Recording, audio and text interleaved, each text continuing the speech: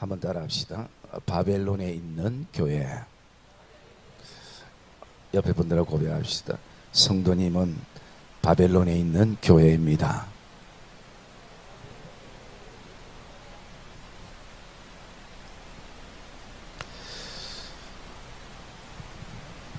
여러분들에게 예수 믿는 것 때문에, 신앙생활 한다는 이유 때문에 가족들에게 또 친인척들에게 핍박을 받고 박해를 받는다면, 또 예수 믿는 것 때문에 참아야 되고 이 고난을 견뎌야 한다면, 이런 핍박과 박해와 고난과 고통이 우리에게 찾아올 때 여러분들은 어떤 대안을 가지고 계십니까?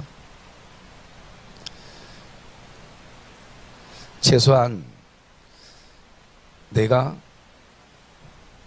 살아서 예수를 믿는 동안 끊임없이 핍박과 박해와 고난과 고통과 또 마음의 어려움은 우리 신앙의 발목을 분명 다른 방법으로, 형태가 달라도 분명 잡을 때가 있을 것입니다. 그러면 거기에 대해서 이길 수 있고 또 해답이 있고 그리고 방법이 있어야 우리가 좀 더 어떤 고난이 와도, 핍박이 와도, 박해가 와도 두려워하지 않고 이겨 나갈 수 있으리라, 그렇게 생각되어집니다. 그러면서 이 믿음의 선배 베드로 선생님은 우리에게 이럴 때에 이것을 찾으라라고 세 가지로 말씀해 주고 있습니다. 이미 우리가 두 가지는 새벽기도 때 묵상했고요, 제가 또 밴드에 올렸고, 첫 번째가 뭐였죠? 예? 갑자기 내 마음 평화가 깨질라네. 첫 번째가 뭐였어요? 예? 첫 번째가 은혜였습니다. 여러분 12절 말씀 한번 읽어봅시다. 12절 시작.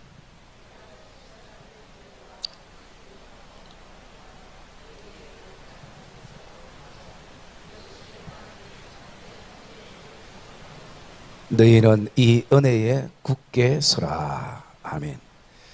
그래서 내가 감당할 수 없는 고통과 고난과 마음의 어려움이 오게 될 때에 먼저 하나님 앞에 은혜를 구하라는 것입니다. 은혜를 찾으라는 것입니다. 지금 베드로가 자신도 또 지금 그 시대의 믿음의 삶을 사는 사람들이 그냥 굉장히 한가할 때 지금 이 얘기를 하는 것이 아니라 정말 교회가 박해를 받고 고난을 받고 어려움을 당할 때 베드로가 이렇게 권면을 하는 것입니다. 자, 두 번째는 뭐였습니까? 두 번째 오늘 새벽 거였는데요. 오늘 뵀는데 두 번째는 뭐였어요? 예, 사랑의 입맞춤. 그래서 두 번째는요, 하나님 앞에 사랑을 구하고 그 사랑을 확인하는 것이 필요합니다. 여기 입맞춤이라는 것은 사랑의 절정을 얘기하는 것이고, 여기 입맞춤이라는 것은 친밀감을 말하는 것입니다. 가까운 사람일수록 더 친밀감을 가지게 되는 것입니다. 하나님과 우리의 관계는 사랑으로 설명되는 관계지, 어떤 이해관계나 금전적인 관계나 학력이나 어떤 집안의 가문을 통해서 검증되거나 설명되는 관계가 아니라는 것입니다. 그렇기 때문에 두 번째, 우리가 하나님 앞에 사랑을 요구하고 또 사랑을 확인해야 된다는 거죠. 그래서 세 번째 있는 것이 있습니다. 세 번째는 뭐겠습니까? 예, 이제 좀 눈치 좀 있네요. 이건 하지도 않았는데 어떻게 알았어요? 예, 세 번째는 뭐냐면 평강이에요. 그래서 그 14절에 있죠. 너희는 사랑의 입맞춤으로 서로 문안하라. 문안은 격려이고 위로라는 것이, 아무리 센 척하는 사람에게도 뭐가 필요하다 했습니까? 격려가 필요하고 위로가 필요한 것이. 그냥 센 척할 뿐인 거예요. 안 셉니다. 근데 남들이 나를 약하게 볼까 싶어가지고 그냥 센 척할 뿐인데 그 인생도 외롭고 힘들기 때문에 위로와 격려가 필요한 거예요. 이 문화는 단순한 인사가 아닙니다. 그 당시에 문화는 격려하고 위로하고 하는 내용이에요. 그 다음에 있는 것이 그리스도 안에 있는 너희 모든 이들에게 평강이 있을지어다. 세 번째 우리가 구해야 될 것은 하나님의 그 평강인 것이. 그래서 여러분, 이 평강이라는 것은 외부에서 오는 것이 아니라 하늘에서부터 온다고 성경은 우리에게 말씀해 주고 있는 것이요. 그러면 우리가 어떤 상황 속에서 마음이 편하다는 것은요, 굉장히 중요한 것입니다. 오늘 우리가 마음이 안 편하면 스트레스 받고, 예수 믿어도 스트레스 받고, 보는 사람들마다 다 미워 보이고, 또 심지어 두려워지면 자꾸 내 인생의 담을 한 개 한 개 벽돌을 계속 쌓아요. 왜? 사람들이 나를 보는 것이 싫은 거예요. 그래서 쌓다 보면 결국은 다른 사람이 나를 못 봐서 편안한 마음을 가지는 것처럼 느끼지만, 나도 다른 사람들 볼 수 없는 이미 높은 벽이 되어져 있는 인생이 될 수 있는 것이. 그래서 마음이 너무 힘들고 어려우면 여러분들은 생각하지 않지만 때로는 죽음을 생각할 만큼, 그건 다 어디서 오는가? 이 마음에서부터 오는 것이에요. 어떤 분이 이렇게 그림 그린 전시장에 이렇게 갔는데, 그 전시장에 가보니까 유독 눈에 들어오는 한 그림이 있었어요. 그 그림이 있었는데, 그 그림이 뭐냐면 이 절벽이 그려져 있고 바다의 그 풍랑이 한없이 일어나고, 하늘에서는 비가 정말 장대비가 내려지고, 아주 춥고 두렵고 무서운 인생의 날씨가 그려져 있어요. 그리고 그 절벽 바위 틈 사이에는 참새 같은 아주 연약한 새가 그곳에 머물고 있어요. 그래서 이 그림을 보러 온 분이 이건 제목이 뭘까 이렇게 보니까 그 밑에 제목이 딱 두 자였어요. 뭐냐면 평화라는 그림.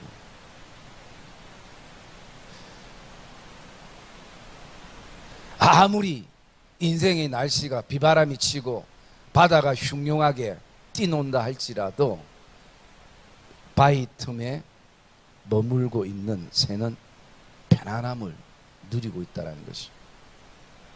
여러분, 이것이 오늘 그리스도의 모습이 되기를 주님의 이름으로 축복합니다.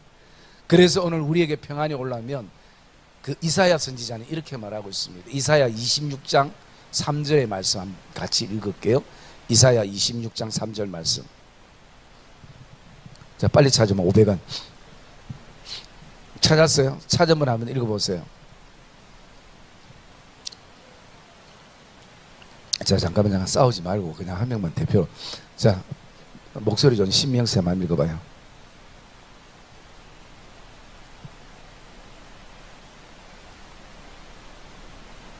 예. 오늘 하나님께서 평강을 주시는데 그 평강 어디서 온다고요? 뒷부분이 이는 주를 신뢰함이라는 것이. 그 새 자체는 그게 나갈 수도 없고 힘도 없고 하지만 그가 그 바위 틈을 의지하고 있는 것이. 그래서 그 새가 비록 연약하지만 어떤 마음을 가지겠습니까? 바람아 불어라, 풍랑아 일어나라. 아무리 어떤 그 상황 속에서도 나를 침범치 못할 것이라, 침몰치 못할 것이라 라고 그렇게 고백하는 것이. 여러분, 이 하나님의 평강은 구약에만 계속 언급하시는 게 아니라 신약의 예수님 때에 와서 말씀합니다. 우리 요한복음 14장 말씀을 한번 찾아봅시다. 요한복음 14장 27절 말씀요.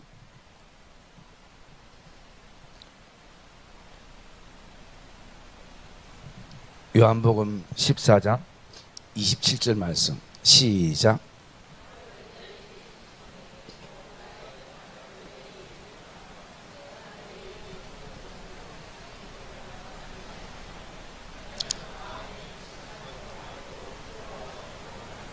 아멘.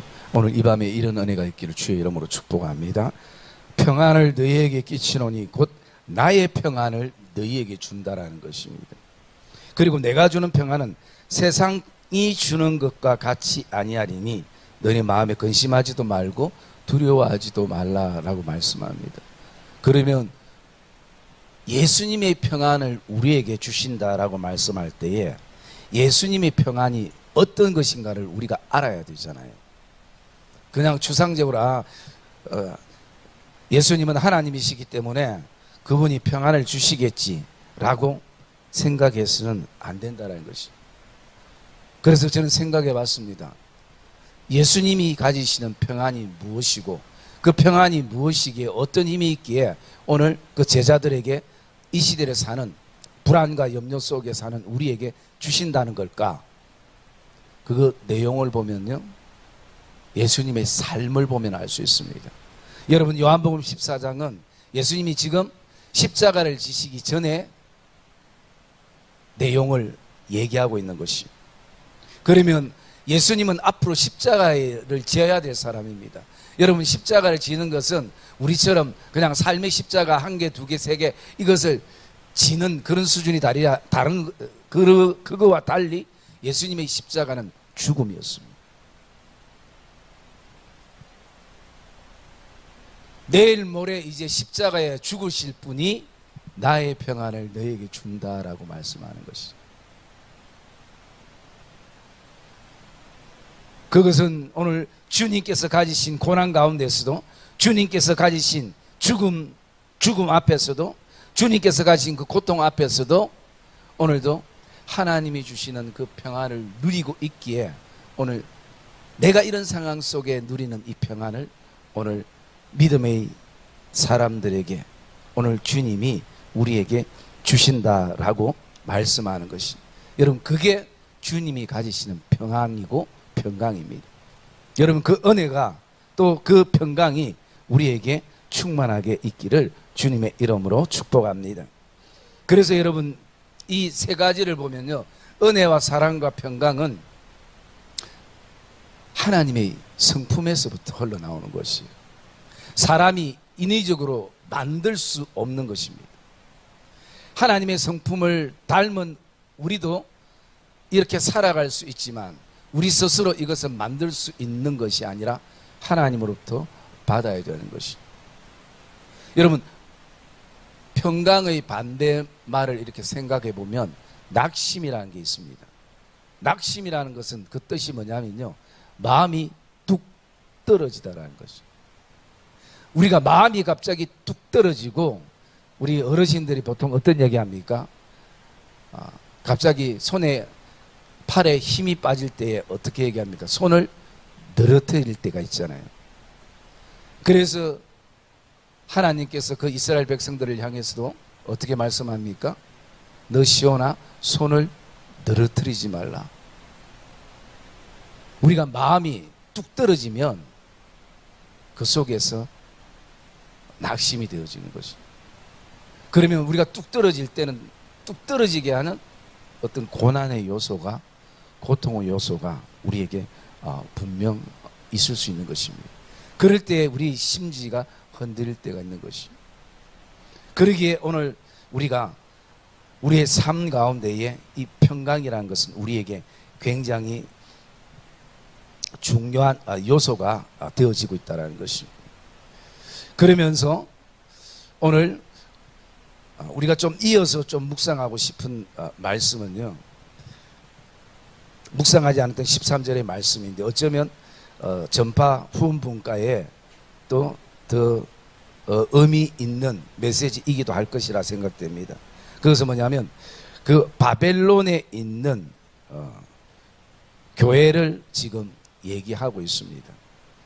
여러분, 이 성경에 나오는 바벨론은 우리에게 참 많은 것을 의미하기도 하는데요, 그 어원을 돌아보면 이런 말이 있습니다. 하나님이 혼란케 했다라는 의미 속에서 그 바벨론의 이름의 뜻이 혼잡인 것입니다. 그리고 이 바벨론은 그 당시에 로마를 상징했던 은유적인 표현이기도 하고요, 오늘로 말하면 우리가 사는 세상을 말하기도 하는 것입니다. 그래서 여러분, 오늘 바벨론에 있는 교회라는 그 의미는 우리에게는 굉장히 중요한 의미를 던져주고 있는 것입니다. 왜냐하면 세상 속에 있는 교회인 것이, 여러분, 교회는 반드시 세상 속에 있어야 되는 것입니다. 그것은 단순하게 교회가 오늘 몇 개인가 그런 어떤 개수의 의미가 아닐 것입니다. 여기에 바벨론에 있는 교회라는 이 교회라는 의미는요, 더 근본적으로 바로 성도를 말하고 있는 것이에요. 그리고 이 히브리어 헬라어에는 항상 보면 이 성이라는 게 있습니다. 남성, 여성 이런 어떤 성이 있는데요, 이 교회를 다른 말로 여자라 그렇게 나타냅니다. 여성이라는 것을, 에클레시아라는 교회는 여성이라는 것입니다. 그 여성이라는 의미를 두는 것이 어떤 의미냐면 바로 이런 의미가 있습니다. 우리가 이 땅의 모든 성도들은 예수 그리스도의 순결한 여자들, 순결한 신부, 그런 의미에서 오늘 교회는 바로 이 여성을 상징하는 그런 요소로 나타내고 있는 것이. 그래서 여러분, 이 바벨론에는 교회가 있다라는 것은 굉장히 중요한 것이고 어쩌면 감사가 되어야 될 것입니다. 세상 속에 그리스도인들이 있다는 것은 정말 감사한 일이고 또 우리가 함께 기뻐해야 될 일이기도 하는 것입니다.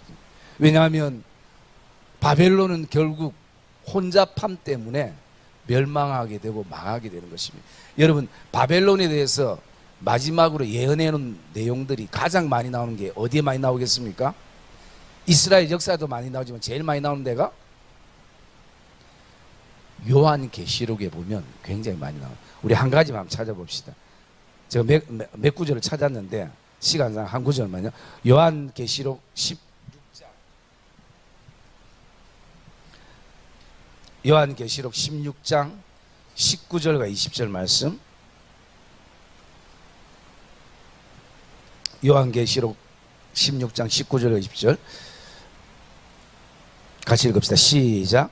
큰 성이 세 갈래로 갈라지고 만국의 성들도 무너지니 큰 성 바벨론이 하나님 앞에 기억하신 바 되어 그의 맹렬한 진노의 포도주 잔을 받음에 각 섬도 없어지고 산악도 간데 없더라. 아멘. 여러분, 앞으로 바벨론이 되어질, 또 이미 이스라엘 역사 속에 바벨론이 멸망했던, 그리고 이것은, 이 바벨론이라는 것은요 무엇을 의미하는가? 하나님의 통치 속에 있지만 그 통치를 인정하지 않는 땅입니다. 하나님의 다스림을 거부하며 하나님의 다스림에 대해서 대적하는 사람들이 머무는 땅인 것이에요. 그러기 때문에 그 땅은 결국 멸망케 되어지는 것을 말씀하고 있는 것이에요. 지금 이 베드로 선생님이 이 편지를 썼을 때에 이 바벨론 땅같이 혼잡함 속에 그리스도인이 또 교회가 선교를 위해서, 복음을 위해서 핍박을 받고 박해를 받고 또 고난을 받고 있는 상황을 지금 그리고 있고, 그것은 앞으로 되어질 것이 아니라 지금 그렇게 고통받고 힘들어하고, 그리고 그 박해 속에 있는 교회를 지금 말씀하고 있는 것을 우리가 보게 되어지는 것입니다. 여러분, 왜 세상에, 바벨론 땅에, 그 혼잡한 땅에 하나님이 우리를 교회 삼으셨는가? 하나님의 통치를 알리기 위해서인 것입니다. 하나님은 대적하는 분이 아니라 하나님은 섬기는 분인 것을 교회가 박해가 있고 핍박이 있고 고난이 있어도 가르쳐 줘야 될 교회의 사무가 뭐야? 사명, 또 사역, 소명이 우리 성도들에게 있기 때문인 것이. 그래서 여러분, 오늘 이 땅에 선교사님들을 보면요 어떻습니까? 선교사님들이 좋은 땅에 선교 가는 것이 아니라 하나님이 말씀하시면 말씀하시는 곳에 그곳에 가요. 그곳이 때로는 너무 가난해서 복음을 알지 못해서 사람들이 먹을 것이 없어서 그 흙을 떡으로 만들어 먹는 그런 땅도 있습니다. 한 번도 하나님의 복음을 접하지 못한 땅들도 있어요. 그래서 그곳에 가는 것이. 그리고 또 쉽게 복음을 전할 수 없는 그런 나라와 민족도 있습니다. 아직까지 복음이 땅끝까지 전해지지 않는 민족도 아직도 있습니다. 그런데 왜 그런 곳에 꼭 내가 가야 되나? 그것을 돌아보면요, 하나님이 주신 사명과 소명 때문인 것입니다. 그래서 선교사님들이 보면요, 가장 이 한국의 그 체형과 한국의 그 식생활, 이 모든 것을 봤을 때는 한국 사람이 제일 선교사로는 적격이랍니다. 왜냐하면 우리는요, 아무 때나 이불 하나만 있으면 그냥 잘 수 있잖아요. 침대 없어도 자잖아요. 또 여러분 상가들 아무 때나 가서 볼 일 다 볼 수 있잖아요. 그리고 또 아무 음식이나 웬만한 음식은 우리가 다 먹을 수 있잖아요. 그리고 나가서 또 굉장히 이 한국 사람들이 열정이 있고 열심히 유별난 것이에요. 그렇기 때문에 어느 습득도 빠르고, 그리고 또 목회도, 선교지 가서 선교도 거의 한국 스타일로 하는 것이에요. 새벽기도 없는 그곳에 새벽기도부터 시작해서 경건의 훈련부터 시작해서 수요예배, 때로는 토요예배, 금요일, 또 주일 무조건 예배예요. 교회 모이기로. 그래서 한국 선교사님들이 굉장히 선교 사역을 잘 감당하고 있는 것이, 지금은 이제 점점 숫자가 중국 선교사들이 더 많아지는 시점이라고 얘기를 하더라고요. 그런데 안타까운 것은 선교사님들이 일찍 돌아가셔요. 참 마음 아픈 부분이에요.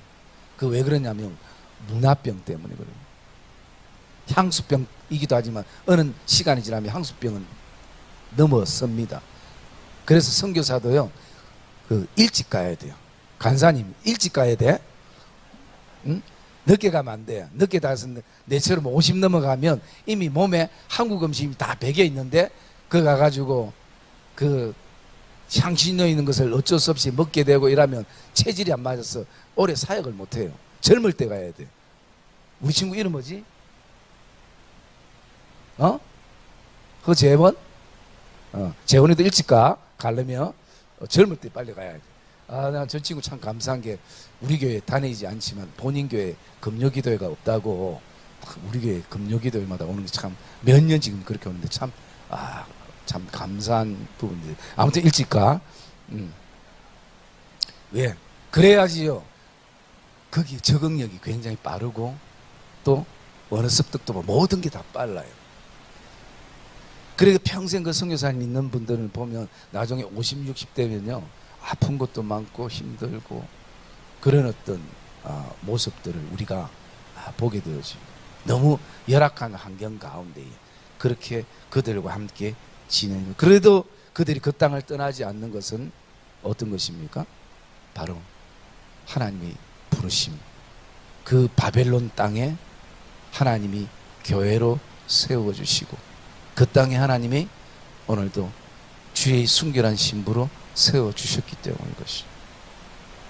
그래서 여러분, 특별히 여러분이 기도해야 될 것이, 담임 목사가 선교를 안 가도록, 선교사를 안 나가도록 기도 많이 해야 됩니다. 왜? 이 나이 나가면 안 돼요. 그런데 어떻습니까? 하나님이 부르시면 우리는 순종뿐인 것이에요.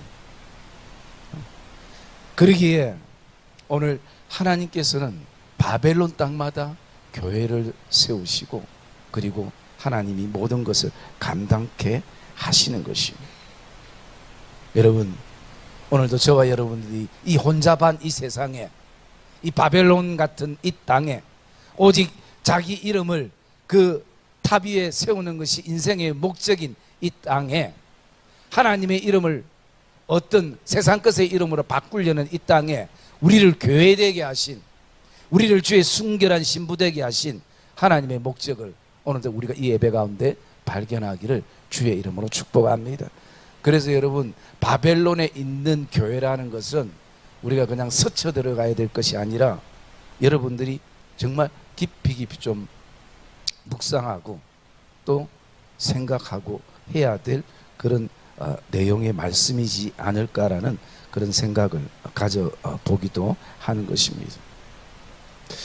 그러면서 우리가 마지막 한 가지를 좀 묵상하고 싶은 것은요, 이런 핍박과 박해가 있고 고난이 있고 고통이 있지만 이 바빌론 이 혼잡한 이 땅에 하나님께서 우리를 교회로 세워놓으셨다라는 이 의미 속에서 여러분, 지금뿐만 아니라 이 베드로 시대 때도 동일했다라는 것입니다.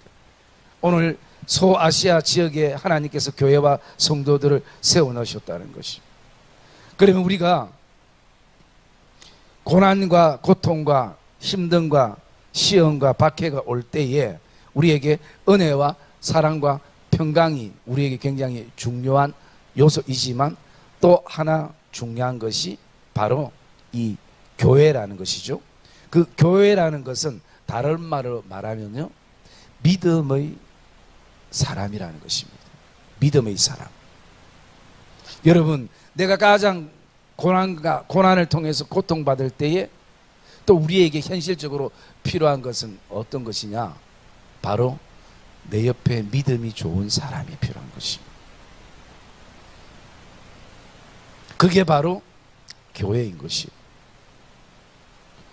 왜냐하면 오늘 12절부터 14절까지 말씀을 바라보면 이렇게 말하고 있습니다. 내가 신실한 형제로 아는 실루아노.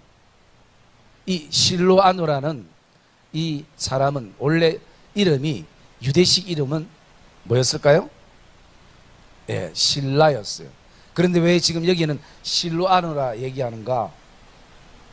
실루아노라는 의미는요, 그 로마식 발음입니다. 그러기에 지금 이 실루안을 통해서 이 베드로가 이 편지를 썼다는 것은 베드로가 쓰지 않았다는 것이 아니라 이 편지를 베드로가 쓰고 베드로가 이것을 그가 언어에 능통하기 때문에 이것을 오늘날 말하면 번역을 도왔던 사람인 것이. 그래서 여러분, 지금도 선교단체 중에요, 성경을, 한국 성경을 그 나라 말로 번역하는 그 선교단체도 있습니다. 왜냐하면 그래야 그 사람들이 그것을 읽을 수 있잖아요. 자기 글로 읽을 수 있기 때문에. 그래서 그 당시에도 이 실루아노가 이런 고난과 힘듦과 박해 속에서도 교회로서의 사명을 감당하고 있는 것입니다. 또 오늘 말씀해 보면 아들 같은, 13절에 아들 같은 마가도 있다라는 것입니다. 여러분, 우리가 고난의 어려움 속에 놓일 때예요, 놓일 때 옆에 믿음이 좋은 사람, 믿음이 견고한 사람이 있다면 그것이 하나님 앞에 감사가 되기를 주의 이름으로 축복합니다. 또 영적인 부분에 바라보면 어떤 의미가 있겠습니까? 좋은 교회가 있다라는 것이 우리에게는 감사가 될 수 있어야 되는 것이. 여러분, 좋은 교회는 건물의 어떤 화려함만을 말하지 않습니다. 성도 수만을 말하지 않습니다. 목회자의 어떤 능력이나 기타 등등을 말하지 않습니다. 교회 자체가 중요한 것이. 그러기에 우리가 돌아보면 참 아이러니하잖아요. 어떤 의미가 있습니까? 내가 지금 교회 때문에, 신앙 때문에 이런 박해를 받고 이런 고난을 받고 이런 시험에 들고 이런 고통을 받고 있는데, 다른 측면에서 돌아보면 이 교회 때문에, 이 신앙 때문에 우리가 위로를 받고 힘을 얻고 다시 한번 일어설 수 있는 믿음의 용기를 가질 수 있게 되어지는 것이 바로 교회라는 것이에요. 그 교회는 바로 믿음이 견고한 동력자들, 믿음이 좋은 사람들, 이런 박해와 핍박과 고난과 시험 속에서도 교회로서 묵묵히 그 자리를 지키고 믿음의 정도를 걸어가는 그런 믿음의 사람들. 그래서 여러분, 오늘도 우리의 삶도 동일할 것입니다. 우리의 인생의 고난이 클 때 교회를 통해서 우리가 위로를 받고 힘을 얻게 되는 것이. 그래서 여러분, 우리가 신앙생활하면 참 이 삶의 패턴이 단순하잖아요. 그죠? 집, 직장, 학교나 또 일터나 그 다음에 한 개는 교회. 그죠? 패턴이 복잡하지 않잖아요. 사랑의 믿음의 성도님들, 오늘 저와 여러분들은 하나님께서 이 바벨론, 이 혼탁한 세상에 주의 순결한 신부로 교회로 세우셨습니다. 거기에 대한 긍지와 자부심을 다시 한번 품는 이 복된 예배가 되어주시고, 저와 여러분들이 참 감당하기 힘든 고난과 시험과 마음의 낙심이 되어질 때 하나님 앞에 은혜를 구하십시오. 하나님의 사랑을 구하십시오. 하나님의 평강을 구하십시오. 그리고 나가서 한 가지, 하나님 믿음 좋은 동력자가 생겨나게 하시고, 또 그 동력자를 통해서 함께 교회를 이루어가는 그런 걸음이 되게 해 주시옵소서. 이것이 오늘 저와 여러분들이 이 밤에 복된 기도의 제목이 되기를 주님의 이름으로 축복합니다.